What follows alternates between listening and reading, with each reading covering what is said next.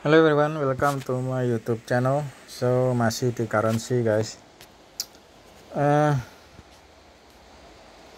ini expert advisor yang memang masih saya terus apa ya? Saya masih terus berusaha untuk bisa memperbaiki kesalahan-kesalahan. Artinya tentu kita menginginkan hasilnya bisa maksimal, ya bisa maksimal tentunya bisa profit otomatis sehingga ke depan nanti kita tinggal kalau dibilang menggantungkan hanya pada EA mungkin semacam itulah ya gitu. Jadi ini EA ini saya terus lakukan observasi terus, sekiranya mana yang salah, mana yang benar open-opennya nanti kita gitu. Jadi memang ini tidak mempergunakan banyak algoritma ya. Jadi saya sengaja mempersingkat gitu loh. Saya tidak tahu kalau mungkin expert advisor yang umumnya beredar di dunia maya, kalau dibilang situ mungkin pakai beberapa macam algoritma mungkin untuk bisa mengunci profit biar tidak lagi losses kan gitu. Tapi ini saya bikin yang sesimpel mungkin ya kan. Saya tidak mempergunakan sistem yang rumit ya. Yang jelas ini lebih ke risk reward ratio saja itu. Kalau yang di sini saya lebih bermain ke risk reward ratio 1:2 itu ya. Jadi tidak ada intervensi apapun, saya tidak melakukan intervensi. Beberapa saya rubah ya. Yang sebelumnya mungkin saya pakai trailing stop dan lain sebagainya, kemudian saya rubah menjadi tanpa trailing stop seperti itu. Oke. Nah sementara ini hasilnya seperti ini, kita masih minus 524 ya. Dari mungkin yang paling parah adalah di gold. Ini XAU USD kita mungkin parah sekali untuk XAU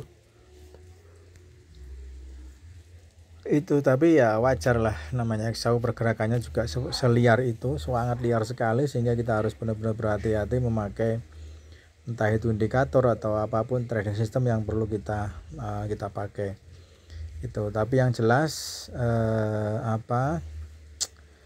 dengan ini kan nanti kita bisa ketahui kelemahan AI ini ada di mana.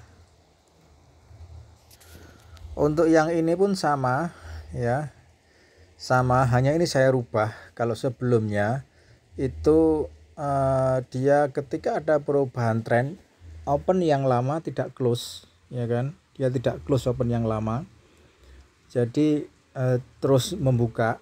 Artinya ketika ada buy terus kemudian profit ya kan, terus ternyata harga turun ya, buy-nya menjadi minus misal.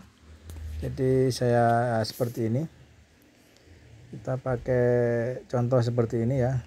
Nah seperti ini, ketika ada sinyal buy seperti ini, ada buy mungkin di sini ya kan, price naik profit. Tetapi ketika tren berganti, yang di rule awal adalah ini akan langsung membuka tanpa close posisi di yang lama, ini tidak di close tapi tetap dibiarkan running ya. Baru kemudian ketika ada sinyal lagi,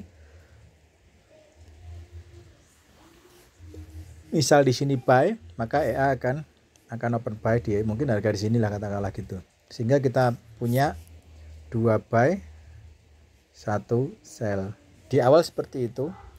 Tetapi kemudian saya berubah pikiran untuk merubah sistemnya. Ini saya rubah hanya ketika EA ini open buy ya kan, terus kemudian ketika ada tren berganti, contoh seperti yang kita sampaikan di sini, ketika trennya dia berganti ya, maka open buy ini akan di close, dia langsung akan buka open selling karena trennya mungkin sudah berganti menjadi sell seperti itu.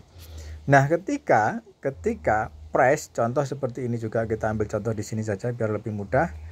Saat dia selling di harga ini selling ya kan, dia nanti kita akan close manual ya.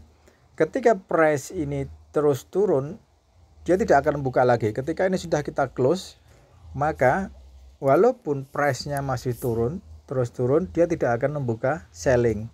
Sampai ketika ada perubahan tren, dia baru akan membuka buy.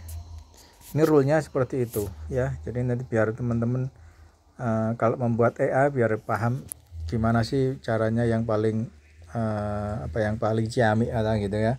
Gitu. Ya walaupun ada kelebihan dan ada kekurangan tentu wajar lah gitu. Sehingga di sini pair-pair yang keluar ini adalah pair-pair yang benar-benar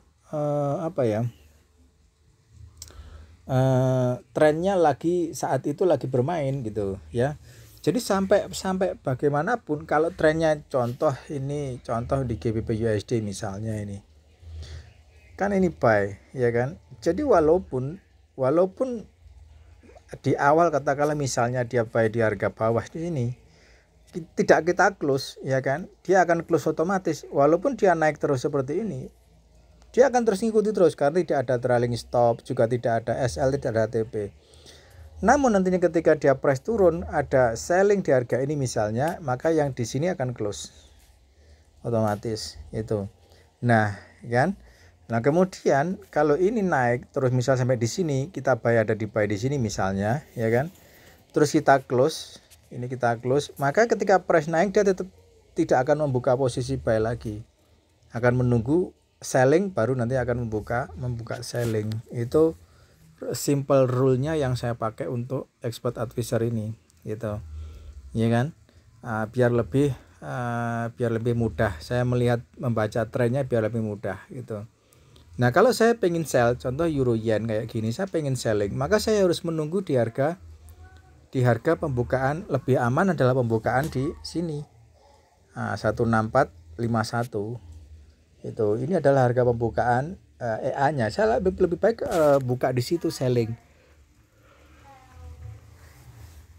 kalau mau sell, karena sementara trennya adalah sebenarnya masih turun, dia EA-nya masih membuka selling di euro yen itu ya kan.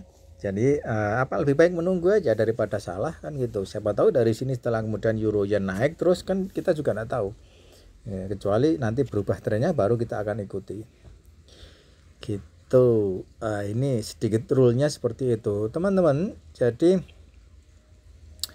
hal ini nanti akan mengurangi, kita akan bisa avoid untuk yang namanya sesi flat ya. Karena sesi flat itu cukup bahaya kalau menurut saya ya kayak gini. Mungkin ini kan sesi, saya melihat ini sesi flat ya di area ini ya kan. Nah dengan cara ini nanti akan bisa mengurangi sesi ini. Jadi tidak akan sering-sering mungkin di sini buy, mungkin di sini selling, buy lagi, selling lagi, buy lagi, selling, buy, selling lagi. Tidak akan seperti itu. Ini untuk avoid itu saya pakai sistem seperti ini gitu ya. Ada algoritmanya seperti itu. Kemudian ini bukan marti itu. Saya tidak memakai marti, tapi murni murni lebih ke single buy sell saja, single buy sell gitu. Mungkin ke depan saya akan lakukan di awal mungkin buy sell langsung. Nah ini saya malah kepikiran ini juga. Mungkin di awal ke depan saya akan bikin yang awal di sini langsung buy sell ya kan. Ketika dia naik nanti price otomatis tidak akan membuka lagi kecuali nanti ada turun tren.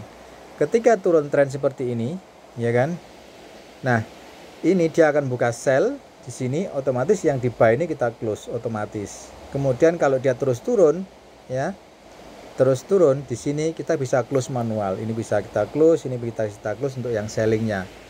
Itu planning pertama. Kemudian planning yang kedua adalah ketika kita buka buy sell, contoh di harga ini price naik ya, terus dia buka sell, otomatis buy-nya kan terclose ya kan. Ini kita biarkan running sampai berubah tren ya, berubah tren. Misal di sini harga berubah tren, dia buka buy, otomatis ini akan di close, ini akan di close. Itu bisa terjadi seperti itu Jadi banyak, sebetulnya banyak metode yang kita pakai itu, mungkin trendline, kita bisa pakai trendline juga itu ya. Bisa, jadi Pak, cukup banyak metode yang bisa kita pergunakan sebetulnya itu. Hanya mungkin tapi sementara ini memang saya lagi mengavoid atau melakukan ini trial error seperti ini. Jadi saya saat ini lagi menghindari yang namanya marti gitu ya. Saya menghindari yang namanya marti maupun hedging. Sementara itu hedging pun oke. Kalau di real account mungkin saya pakai hedging, mungkin oke gitu loh. Mungkin kalau hedging masih masuk gitu, saya mungkin akan tetap melakukan aksi hedging gitu ya. Nah, untuk AI yang ini itu dia punya stop loss. Ini lebih ke ini risk reward ratio yang ini. Ini lebih ke risk reward ratio. Sementara yang ini AI ini lebih ke murni ke ini volume. Jadi AI ini adalah AI berbasis volume ya, volume. Itu untuk buy sell-nya dia berdasarkan volume. Nah kan, ini juga sama minus 77. Di volume ini kita coba ini close ya, buy kita close, euro yen, sellingnya kita close. Nah, ini juga Aussie kita close coba. Ini tidak ada, saya tidak punya TPSL, jadi open close-nya ini harus manual. Saya harus manual untuk close posisinya itu. Ya kan, dia harus manual. Nanti kita lihat EA-nya ini kira-kira dia mau open lagi apa enggak kan gitu. Nah, itu. Jadi ini lebih ke basicnya, ini lebih ke volume. Itu ya. Makanya saya pengen melihat mana sih yang lebih aman gitu loh, opennya lebih aman di mana.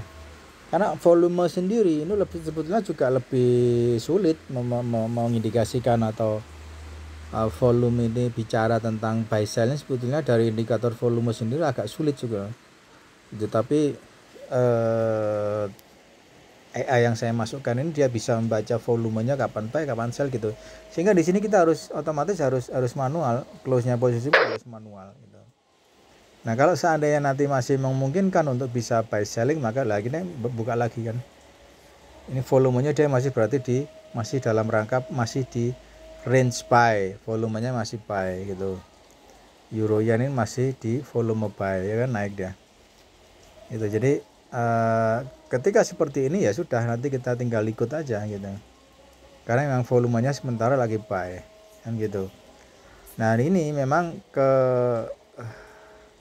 ini GBP USD, sorry. Ini euro yen. Yang ini, ya kan dia masih naik. Makanya dia ada volume buy, dia ikut. Nanti kalau dia turun ada volume sell, dia baru buka selling. Nah, di real account kita bisa mengambil yang terakhir open. Mungkin saat ini kita ambil buy karena memang lagi volumenya lagi bagus untuk buy. Nantinya ketika price turun ada selling, mungkin kita bisa locking nanti dengan opsi selling lagi gitu.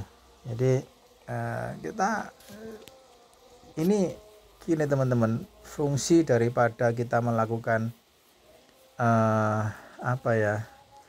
kita mengambil order,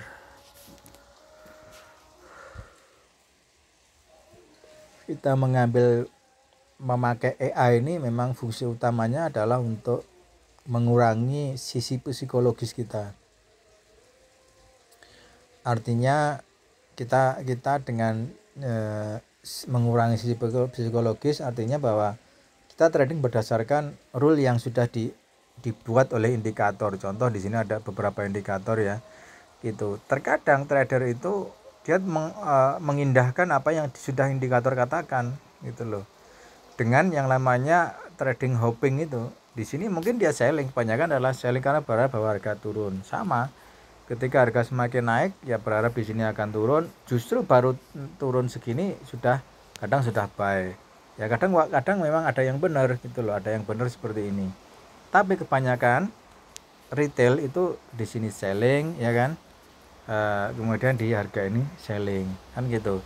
Padahal kalau kita pakai indikator seperti katakanlah Ichimoku seperti ini, jelas-jelas mengatakan bahwa ini loh ada cloud yang masih tebal, artinya ya memang trennya lagi naik gitu. Jadi dengan ini kita bisa melakukan satu evaluasi untuk sistem kita ini berdasarkan indikator ini atau feeling gitu loh ya. Jadi kalau kita pakai feeling ya mainnya ini harga sudah terlalu tinggi nih, harusnya ini turun, biasanya kan gitu. Padahal indikator mengatakan masih belum turun, masih akan strong untuk trend up kan gitu. Nah jadi inilah fungsi EA. Saya membuat fungsi EA itu tujuannya untuk supaya bayangkan berapa pips yang harus kita, kan kadang di sini ya, ini retail itu akan kebanyakan buy kan gitu, kebanyakan pasti akan gitu. Padahal ini sudah jelas ya, indikator di sini itu sudah mengatakan belum saatnya buy guys, itu loh. Kenapa ada indikator merah ini ya, ini waktunya untuk selling gitu. Nah misalnya kita mau selling ya, misal walaupun di harga dasar di sini misalnya locking aja, nanti ketika harga di atas ini, di close harga atas ini, mungkin kita bisa lakukan lock posisi ya dengan buy stop misal gitu. Sama ketika harga di sini selling, nanti ya price ketika naik di atas ini kita bisa locking kayak gini. Kita bisa locking posisi, di sini buy, sell, di sini buy, locking posisi gitu ya. Ya kan? Nah, toh juga naik terus. Nah, di sini sama. Kalau mau sell di sini selling. Kenapa? Karena memang di atas, di bawah cloud, price sudah berada di bawah cloud kan gini. Di sini area selling, ya. Nanti locking di mana? Mungkin locking bisa di harga ini atau di atas atau di bisa di ini. Gitu. Sehingga sistem ini nanti kita tinggal melihat saja. Kalau ternyata price dari sini tambah semakin naik, nah locking ya sudah. Itu berarti fokus kita adalah sementara buy dulu. Kita hilangkan yang selling. Kan gitu. Jadi itu teman-teman, fungsi daripada AI ini adalah untuk pertama membantu kita kapan kita buy, kapan kita selling. Pertama itu. Karena dengan begitu nantinya kita akan tahu bahwa price ini harus bagusnya seperti apa. Itu. Ya, price ini bagusnya seperti apa itu, sehingga di sini nanti kita akan melihat bahwa waktunya buy ada di mana, waktunya sell ada di mana kan gitu. Oke, jadi itu teman-teman yang bisa saya share tentang beberapa EA yang saya punya. Jadi memang ada 3 EA, saya punya 3 basic EA di sini. Salah satunya ada yang pakai volume seperti ini, pakai murni pakai volume ya, indikatornya hanya volume. Terus yang kedua tadi kita pakai risk reward ratio, ada yang murni pakai risk reward ratio saja. Kita bicara tentang risk reward ratio.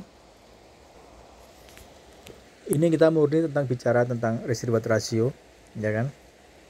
Nah ini risk reward rasionya, ada TPSL ya kan, ada TPSL-nya, dia punya TPSL di sini. Hanya masalahnya ini SL-nya terlalu pendek ini kayaknya.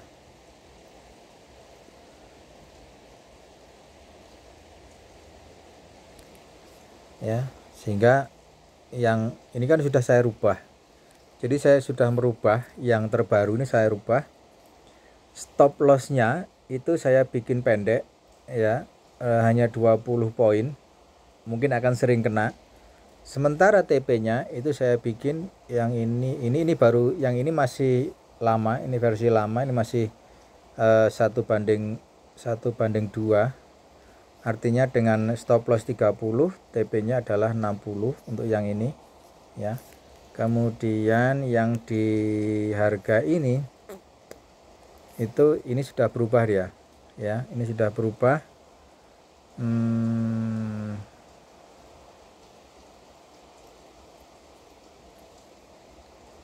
Ini SL nya ini adalah, ini stop loss yang kita pakai adalah 20 poin ya, dari harga 21. TP nya ini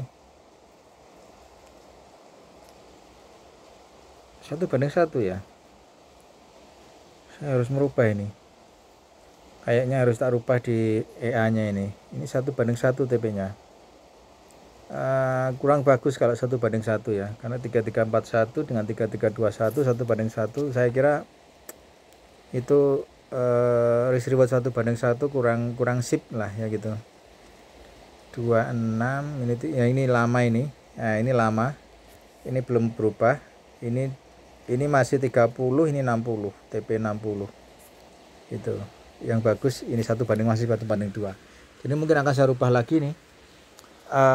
Yang baru ini akan kita rubah lagi, biar bisa jadi mungkin 1:3 atau 1:2. Karena gini teman-teman, kita mencoba dengan risk reward yang kalau bisa 1:3 oke lah. Artinya gimana sih kita memakai risk reward 1:3 itu, TP 30, SL 30, TP 90, atau SL 25, TP 75, mungkin akan seperti itu.